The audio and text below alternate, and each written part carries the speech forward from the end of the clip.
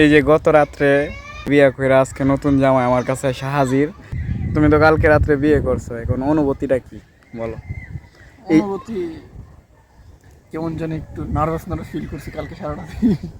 আমার যেমন লাগতেছে দায়িত্ব বাইরে গেছে, দায়িত্ব বাইরে গেছে। কেমন অন্যরকম একটা ফিলিংস। কিন্তু তুই এত সুন্দর সহজ সরল জীবনটারে এত কঠিন করার কি দরকার ছিল? কেমন যেমন লাগে মানে গিফটের মধ্যে আটকেছি গা।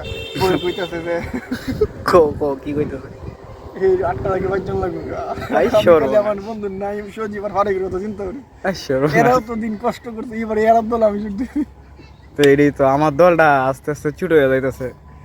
8টা থেকে বাইর যাইতে হবে যে আমি 11টার সময় বাইর যাই। তোর কি মনে হয়েছে জীবনটারে কি শেষ করে দিছস কিছুটা?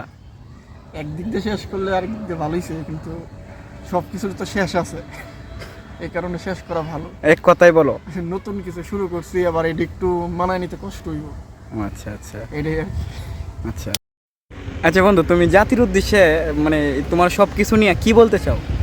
জাতির উদ্দেশ্যে কইতাম নাকি তোর উদ্দেশ্যে খুব একটু দেরি তোর মজা আছে। Single life best life, enjoy করে জীবনটারে। বিয়ে একটু পরে করবি, 30-এর পরে করে সমস্যা নাই।